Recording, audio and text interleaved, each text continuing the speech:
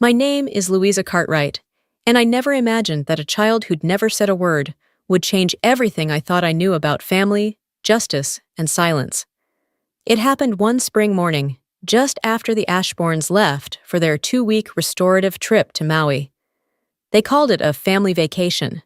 I called it an escape, because they weren't just leaving town. They were leaving behind an 8-year-old girl they described as mute, immobile, and cognitively impaired. My niece by marriage, Ivy Lorette. "We just feel better knowing someone in the family was with her," Evelyn Ashbourne, my mother-in-law, had said with a polished smile that never touched her eyes. "And Daniel already agreed, darling." Of course he did, without asking me. So there I was, standing in the echoing foyer of the Ashbourne estate, staring at a child in a wheelchair who didn't blink when her family waved goodbye. My husband, Daniel, was already on his way to Honolulu for meetings with his father. That left me, alone, in a mansion with a child I barely knew, one who supposedly couldn't walk, talk, or feed herself.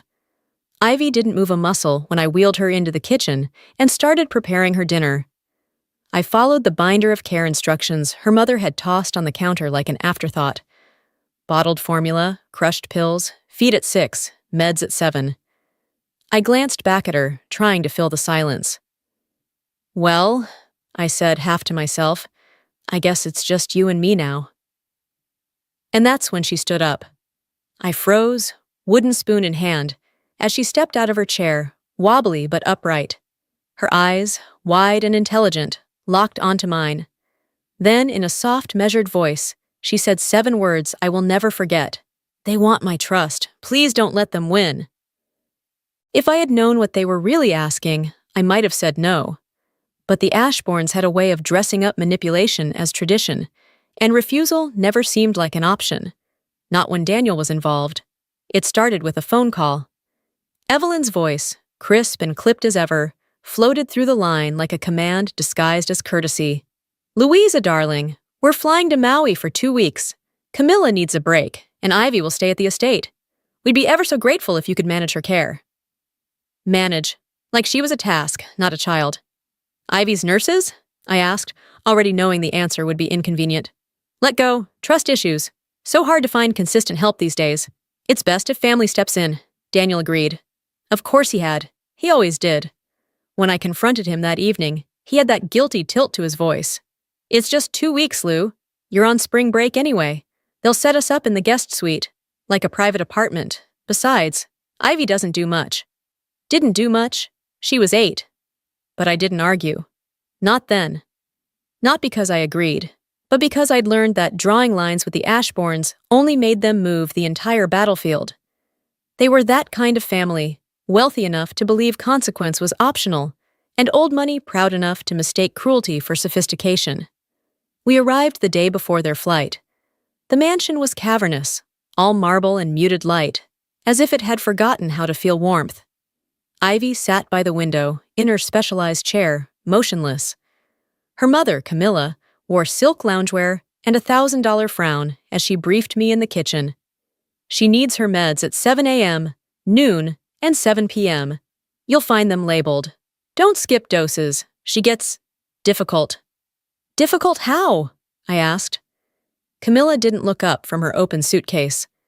"Just follow the schedule. It's all in the binder." She shoved the folder toward me and zipped up a compartment filled with designer swimwear. "Not that she'll need anything. She barely eats. No real needs, honestly." The words hit me harder than I expected. No real needs? This was her child. Conrad entered the room like a storm in a suit, all presence and judgment. "This is a responsibility, Louisa. You'll be alone with our Ivy. Don't disappoint us." Their goodbyes were brief. No hug, no hand on Ivy's shoulder. Just wheeled her to the sunroom like she was a piece of furniture someone might retrieve later. Then they were gone. Daniel left too, on a separate flight. Dad needs me in Honolulu for some meetings. And I stood in that estate, silence pressing down like a second ceiling. Ivy didn't speak. Of course she didn't. She didn't look at me either, just stared out at the garden like she was trying to remember how to disappear. I wheeled her to the kitchen, set her in front of the television, and followed the instructions. children's program, room temperature formula, pills, crushed, stirred into a thickened shake. As I moved through the polished kitchen, I felt the hollowness of it all.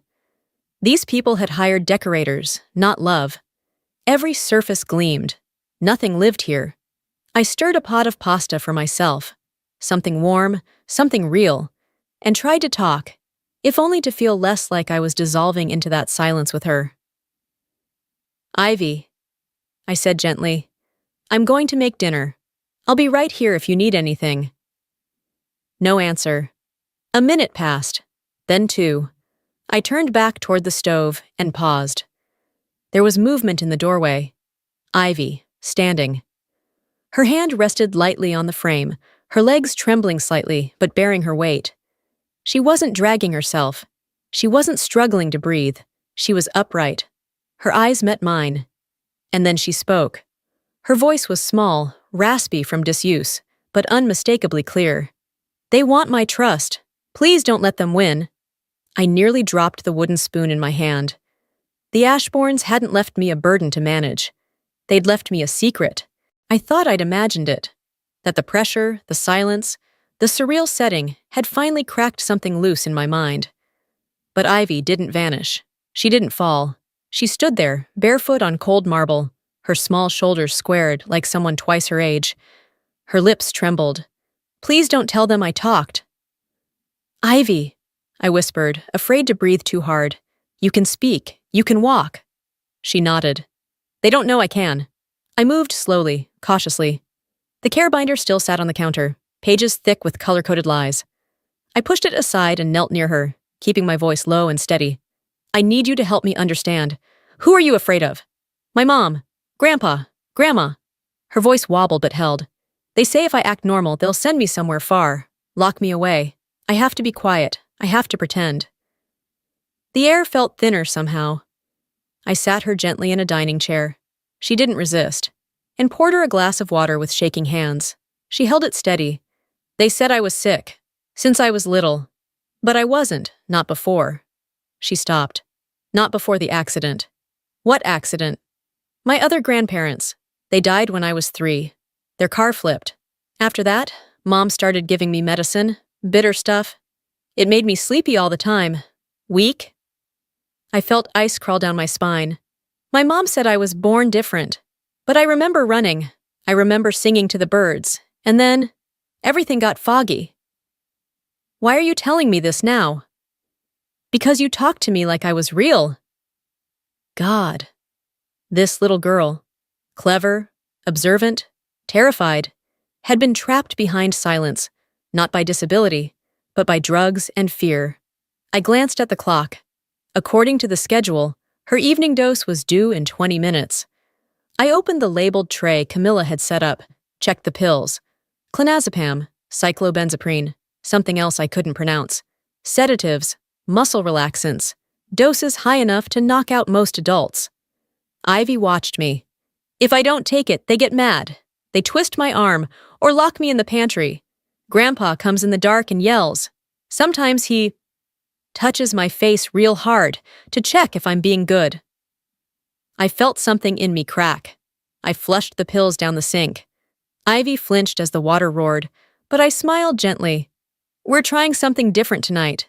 "No medicine?" "No medicine." I warmed her dinner and set it in front of her. A simple plate of soft pasta and the shake she was used to, minus the poison. She hesitated at first, but hunger overruled fear. Afterward, we curled into the oversized couch in the den. I turned off the television and let the quiet settle. Ivy didn't speak much more. She fell asleep with her head against my side, trusting me with the first real peace she'd had in years. That night, I texted Lauren Chase, my closest friend since undergrad. She was a family attorney now, a damn good one. I didn't say much, just, "Emergency, child abuse, high-level cover-up. I need your eyes on this ASAP." The response came within seconds. "I'm on it. Start gathering everything. And Lou, be careful." The next morning, Ivy woke before I did. She'd crept into the sunroom alone and was sitting cross-legged on the rug, flipping through a picture book. When she saw me, she grinned. a real grin. My head isn't heavy today. We spent the rest of that morning gathering what we could. Ivy led me to her bedroom and, with quiet defiance, pulled a notebook from beneath her mattress. In it, she'd written years of diary entries, lists of pills, what was said behind closed doors, the things that happened when she didn't comply. She also showed me where Camilla kept important papers, behind a fake panel in the closet. It was more than I expected. Bank letters, photocopies of a trust document from Ivy's maternal grandparents. The numbers didn't lie. $3.8 million, held in Ivy's name, with Camilla listed as trustee until Ivy turned 18, unless declared legally incompetent. And next to the trust, a psychiatric evaluation form with the signature line left blank. I looked at Ivy. She looked at me. "We're not pretending anymore," I told her. Ivy knew more than most adults I'd taught. Not because she'd been taught, but because she'd watched, observed, memorized things she wasn't supposed to understand. "They keep the safe behind the painting in Mom's office," she said matter-of-factly, as we stood in the hallway. "The key to the filing cabinet is under the cactus pot, and Mom uses her birthday as her computer password. Have you been in there before?" "Only when she's drunk or at spa days. I watch from the hallway." That same hallway was quiet now, the only sounds coming from our bare feet on polished wood. Ivy didn't speak again until we reached the office. The room was styled to impress. Velvet armchairs, a bookshelf filled with untouched hardcovers, a crystal decanter of whiskey that had never been opened. Surface wealth. Nothing real. We moved fast. I found the key under the pot, exactly where Ivy said. Inside the filing cabinet, the first drawer held legal correspondence about the trust. The wording was careful, but the meaning was clear. Camilla had authority over Ivy's funds until Ivy turned 18, or was declared mentally incapable of managing them herself. And, tucked in between insurance forms and performance reports, a letter. Faded and creased, hand-signed in blue ink, from Ivy's maternal grandfather. It had been meant for Ivy on her 18th birthday. The letter explained that the $3.8 million trust was just the first layer. The Blackwells, her maternal grandparents, had been oil investors, conservative ones, quiet.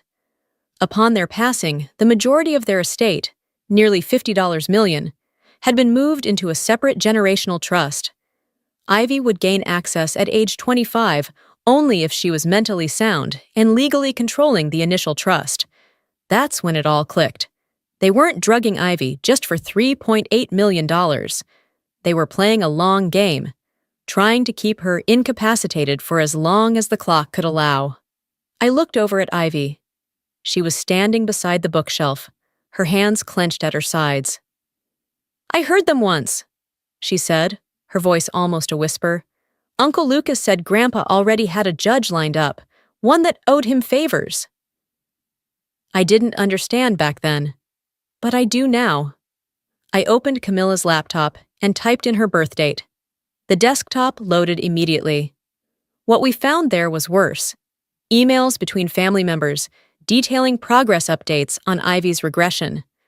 One thread between Conrad and Camilla included drafts of language to amend the trust, language that would permanently transfer financial control to Camilla, even if Ivy ever regained competency. A line in one message from Conrad made my skin crawl. "Keep her docile. The less she remembers later, the better. Finalize amendments before 18th birthday. Judge Fallon is on board." And then there was the USB stick in the drawer.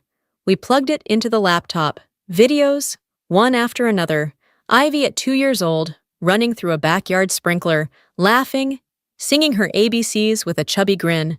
Clear evidence that her so-called neurological condition didn't exist. At least, not until after the accident. Ivy sat beside me, watching herself in stunned silence.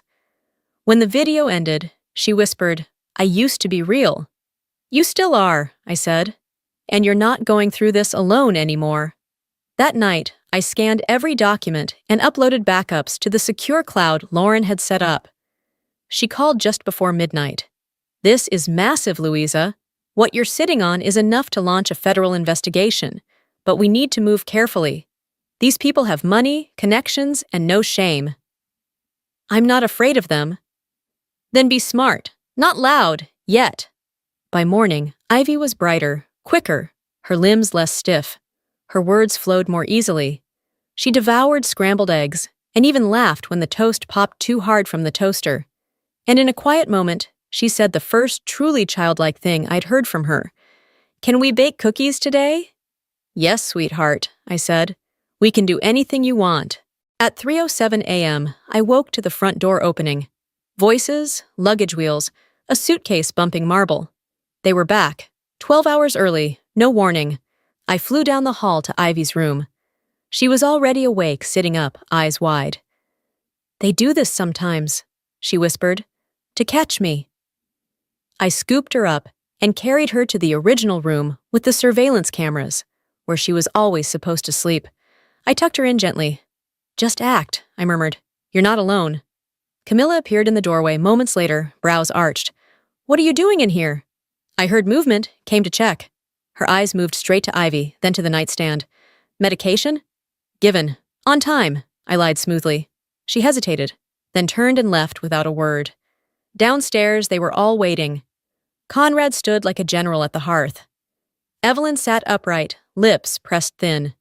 Lucas silent, Daniel avoiding my eyes. "Everything in order?" Conrad asked.